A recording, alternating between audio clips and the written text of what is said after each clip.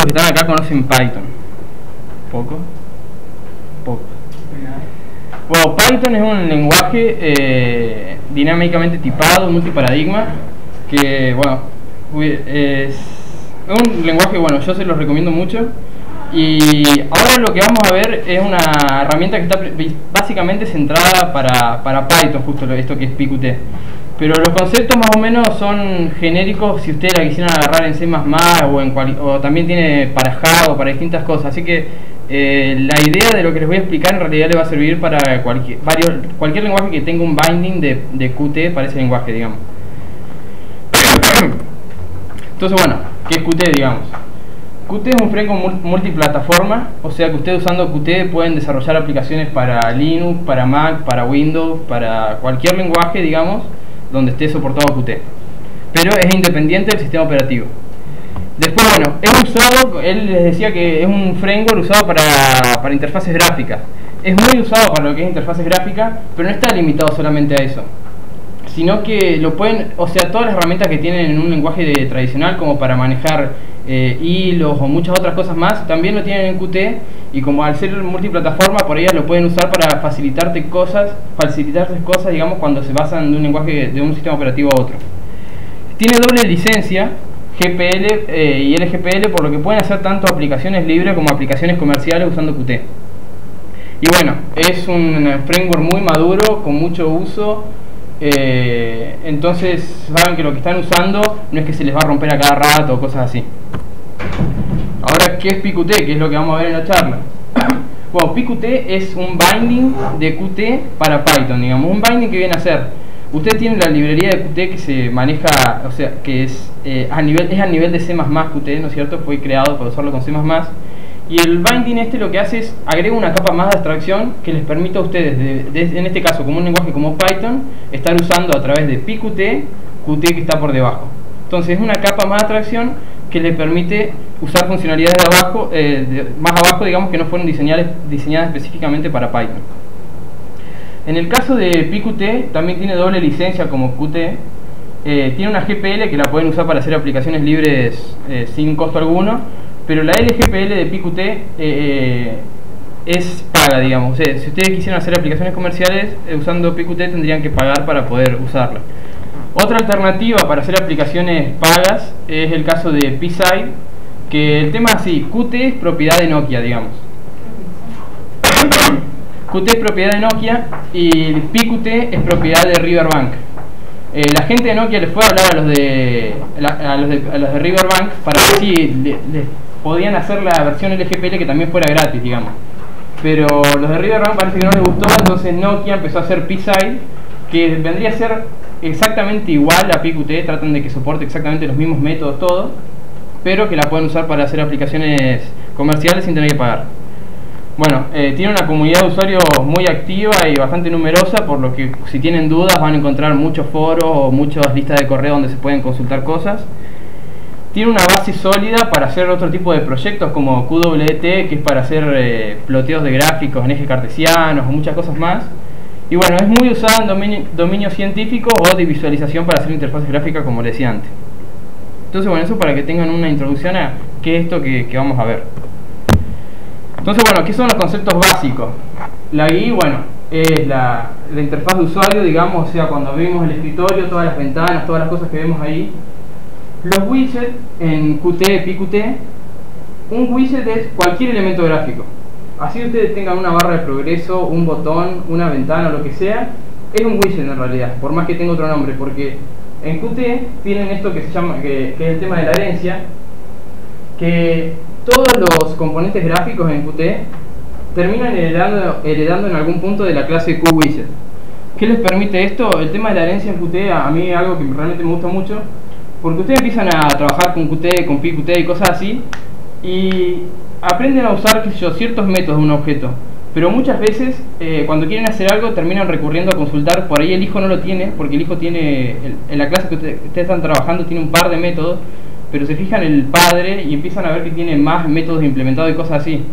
Entonces ustedes, al aprender los métodos del padre, después pueden trabajar con muchos objetos más y van a tener los conocimientos sin haber trabajado específicamente con ese objeto. Entonces está bueno que por cualquier componente gráfico en Qt extiende de la clase QWidget. Entonces ustedes después van a ver métodos donde pueden insertar adentro de componentes otros componentes, porque todos en sí terminan siendo widgets. Entonces está muy bueno todo ese polimorfismo, digamos, esas cosas que se pueden hacer. Esto de eventos, señales y slot lo puse porque muchas veces confunden en realidad.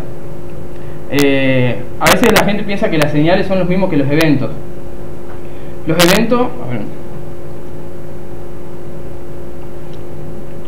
es una acción que se ejecuta, como por ejemplo una tecla que fue presionada, la ventana que se cierra a veces, o cosas así.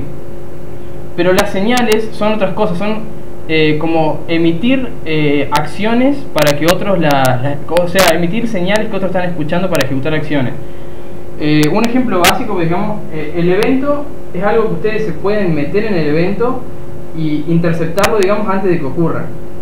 Entonces ustedes pueden, qué sé yo, cuando el usuario aprieta una tecla en un campo de texto, ustedes podrían interceptar ese evento reescribiendo ese método, digamos, y hacer que cuando se ejecute ese evento pase lo que ustedes quieran sin que se tenga que ejecutar lo que ejecutaría por defecto ese evento.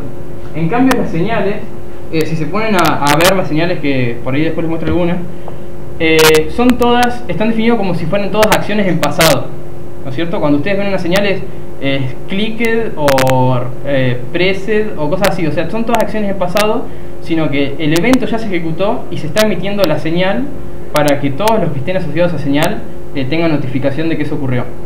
Entonces son cosas distintas. El evento es algo que se podría decir que está ocurriendo si vos estás ahí adentro, y la señal es algo que te va a notificar después de que ya pasó. Y el slot es un fragmento de código que se va a ejecutar. Ahora vamos a ver bien eso. Entonces yo les decía que bueno, las señales en realidad les va a estar notificando sobre cosas que ya pasó, y el slot va a ser un fragmento de código al que va a ser llamado cuando esa acción se ejecute. Entonces, ¿cómo lo pueden ver a esto? Hagan de cuenta que por ejemplo la antena esa es un objeto que va a estar emitiendo distintos tipos de señales, y las radios estas de acá abajo son otros objetos que van a estar escuchando esas señales. Entonces la antena podría emitir distintas señales, como por ejemplo ahí figura la de click, o la de que se soltó el botón del mouse, por ejemplo release, y entonces a una misma señal, que puede ser por ejemplo el click, puede estar unida a varios objetos. Entonces ¿qué pasa? Yo tengo un botón que le digo, bueno, cuando vos emitas la señal de click, agarrá y conectame esa señal con todos estos objetos. Entonces cada vez que alguien hace clic en ese botón, se va a llamar a un montón de objetos para que ejecuten distintas operaciones, sin que yo me tenga que meter en un evento de clic. Esa es la diferencia, en un evento de clic, y poner toda la lógica de todas las llamadas a las distintas cosas.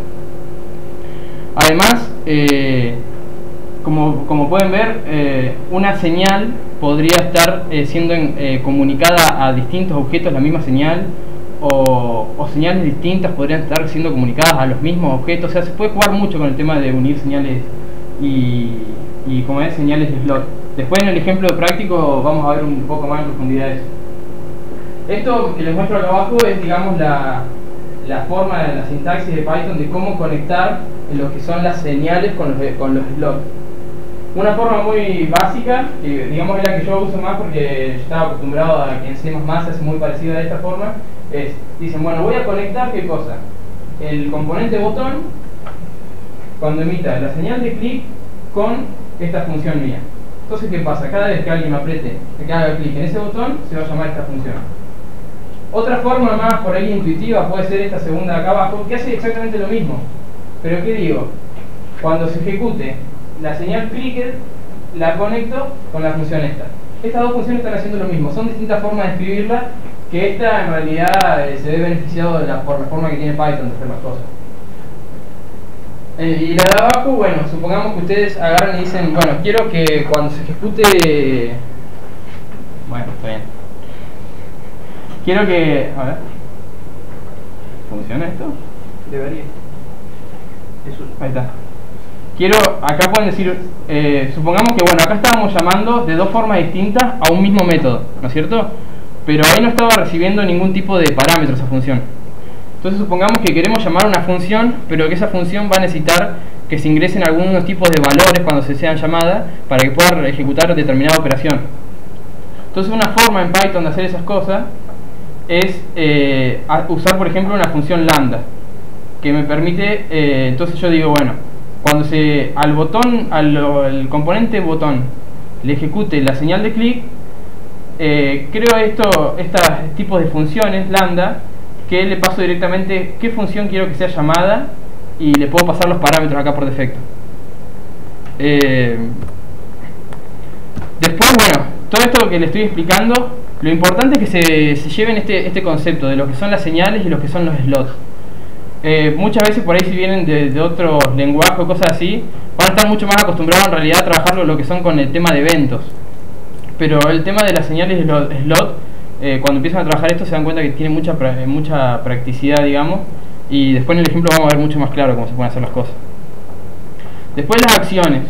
Esto yo lo puse porque para mí es algo bastante importante y que está bastante bueno, que es el tema en Qt tenemos lo que son las Q-actions, digamos.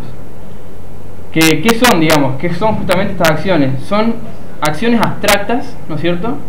Que por ejemplo, muchas veces nos pasa que nosotros ahí arriba, por ejemplo, tenemos una toolbar, ¿no es cierto? Que va a tener, en este caso vamos a estar viendo que la toolbar tiene distintos botones con iconos. Acá en este otro caso de acá abajo tenemos un menú contextual, que el menú contextual tiene también a su vez un menú con distintos ítems de menú.